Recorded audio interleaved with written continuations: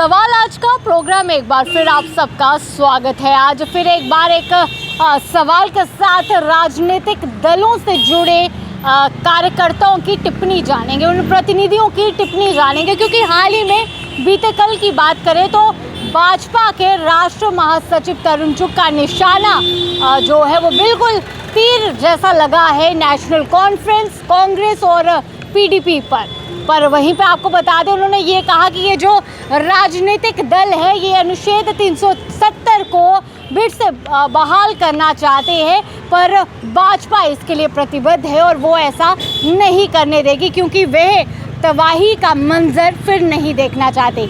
इतना ही नहीं, national conference, PDP और साथ ही कांग्रेस को जो है वो अलगाववाद और आतंकवाद से जोड़ा। उन्होंने कहा कि ये जो राजनीतिक दल है इन्होंने पाकिस्तान के निर्देश पर जम्मू कश्मीर को जलाने का काम किया है। तो चलिए नेशनल कॉन्फ्रेंस और पीडीपी के प्रतिनिधियों से जानते हैं उनका क्या कहना है।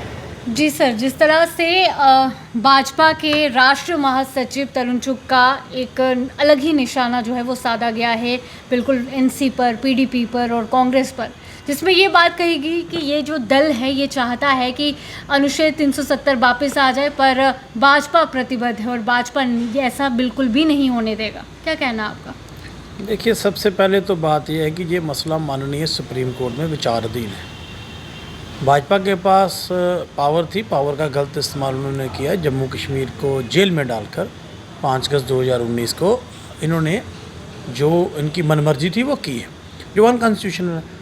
उसको सुप्रीम कोर्ट में चुनौती है, अभी तक उसका फैसला नहीं आया। अब मुझे बताइए कि ये तरुण चुग साहब जो हैं, जो सुप्रीम कोर्ट से भी ऊपर हैं, इनको किसने हक दिया है कि जो चीज़ सुप्रीम कोर्ट ने फैसला करना उसका फैसला भारतीय जनता पार्टी का जनरल सेक्रेटरी कर रहे हैं? तो हम यही तो कहते थे कि भाई यहाँ देश को ये कॉन्स्टिट्यूशनल तरीके से नहीं चलाना चाहते, ये अनकॉन्स्टिट्यूशनल तरीके से चलाना चाहते हैं। अब जो चीज़ सुप्रीम कोर्ट ने करनी है वो बीजेपी के जनरल सेक्रेटरी कर रहे हैं, जैसे वो कह रहे हैं, जिस तरीके से वो कह रहे हैं हम नहीं आने भाई, आने देना नहीं आने देना वो सुप्रीम कोर्ट का मसला। आपके पास वैसे तो वो उसके मेंबर भी नहीं थे जिसमें ये काम हुआ है, वो तो कभी ज़िंदगी में एमएलए भी मेरा ख्याल जीते नहीं है, पता नहीं कारपोरेटर रहे या नहीं रहे, मुझे नहीं पता। अब वो बड़ी बड़ी बातें करते हैं, उनसे क्या होगा? जो सुप्रीम कोर्ट का फैसला होगा तो वो देखा जाएगा।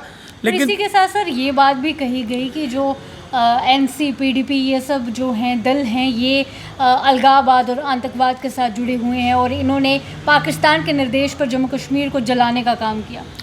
देखिए, जहाँ तक पीडीपी का तल्लुक है, इस पीडीपी के साथ 4 साल ये सरकार कर चुके हैं। तब तो चुग साहब मुझे नहीं लगता किसी सिनेरियो में भी होंगे, क्योंकि तब तो राम माधव जी देखते थे, वो उनके जम्मू के इंचार्ज थे। भाई, जिन लोगों के साथ आपने सरकारें चलाई, आप डिप्टी चीफ मिनिस्टर बने, कौंसिल के मेंबर बने, मिनिस्टर बने, तब हम ठीक थे। जब सरकार गिर गई तो उसके बाद हम देशद्रोही हो गए। भाई, हमें अपनी देशभक्ति का सर्टिफिकेट उस पार्टी से नहीं लेना जिन्होंने नथुराम गोडसे के जरिए महात्मा गांधी जी का कत्ल कराया, जो फादर ऑफ नेशन को, राष्ट्रपिता के कातिल को अपना दर्श मानते हैं। उनसे अपना सर्टिफिकेट लेंगे कि हम देशभक्त हैं या नहीं हैं।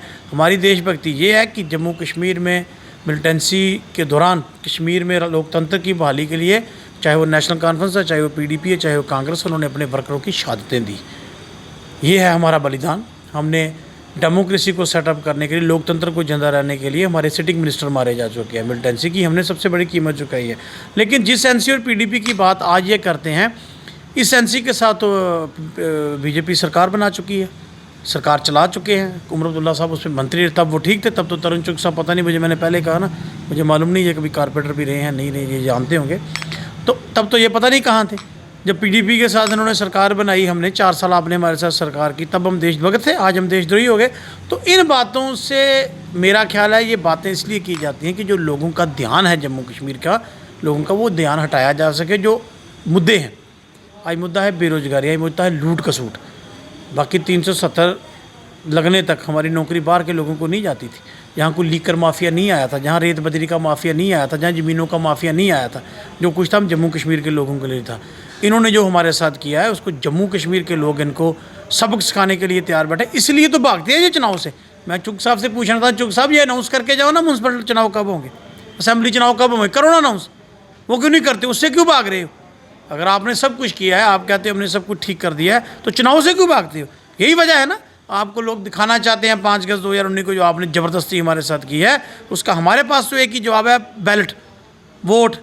डालकर वो आप करवाना नहीं चाहते, क्योंकि आपको पता आपकी असली जो कारगिल के लोगों ने आपके सामने लाई है वो जम्मू कश्मीर के लोग भी ला देंगे। तो इनकी बातों से कोई फ़र्क पड़ने वाला है नहीं। जी सर, जिस तरह से भाजपा के राष्ट्रीय महासचिव तरुण चुग ने जिस तरह से निशाना साधा है एनसी पर, कांग्रेस पर, पीडीपी पर, और ये बात कही कि ये दल जो है अनुच्छेद 370 को वापस लाना चाहता है, पर भाजपा प्रतिबद्ध है और भाजपा ये दवाई नहीं चाहता, क्या कहेंगे आप? बदकिस्मती है कि तरुण चुग साहब नेशनल जनरल सेक्रेटरी हैं और उनको ये पता होना चाहिए कि ये जो 370 का मसला है ये सब जुडिस है सुप्रीम कोर्ट ऑफ इंडिया में, इस पर कोई तबसरा करना गैर मुनासिब है। तो वो क्यों कह रहे हैं मुझे नहीं मालूम, मगर मैं समझता हूँ कि जो सुप्रीम कोर्ट इसमें फैसला करेगा वो सबको मानना पड़ेगा। सर आगे उन्होंने ये भी कहा, ये भी उन्होंने वाक्य जोड़ा है, उन्होंने कहा कि ये जो पार्टीज़ हैं, ये जो दल है, ये अलगाववाद और आतंकवाद को बढ़ावा देती हैं, पत्थरबाजी जैसी हरकतें इन लोगों ने अंजाम दी। मेरी आपके माध्यम से तरुण चुग साहब से गुजारिश है कि वो थोड़ा इतिहास पढ़ने की कोशिश करें। जब देश का बंटवारा हुआ तो 2 नेशन थ्योरी बनी, उसमें ये हुआ कि मुस्लिम जो हैं वो पाकिस्तान जाएंगे, हिंदू हिंदुस्तान जाएंगे। और महाराजा साहब ने जब एक्सेशन किया रियासत का देश के साथ, तो उस वक्त मकसद ये था कि ये हमारी जो रियासत थी ये मुस्लिम मेजॉरिटी स्टेट थी। शेर कश्मीर शेख मोहम्मदुल्लाह जो उस वक्त जम्मू कश्मीर के रहनुमा थे और बहुत बड़े कदावर नेता थे, उन्होंने लोगों को कहा भाई नहीं, हम गुलदस्ते में जाएंगे जहां महात्मा गांधी जी का और जवाहरलाल नेहरू जी का मुल्क है, हम इस दूसरी तरफ नहीं जाएंगे। अगर जिस शख्स ने जम्मू कश्मीर को हिंदुस्तान का ताज बनाने में रोल अदा किया, जिस पार्टी ने ताज बनाने का रोल अदा किया, अगर उस पर ये इल्ज़ाम कोई लगाए तो मैं समझता हूँ कि उनकी जो है इतिहास में नॉलेज कम है और उनको ये जान लेना चाहिए कि नेशनल कॉन्फ्रेंस की एक जमात है जिसने जम्मू कश्मीर में एक रेवोल्यूशन लाया, लैंड टू द टिलर किया। पूरे हिंदुस्तान में कहीं नहीं हुआ, पूरे दुनिया में कहीं नहीं हुआ। और यहाँ बड़े लोग दावा करते हैं हम समाज में बराबरी चाहते हैं, एम्पावरमेंट चाहते हैं।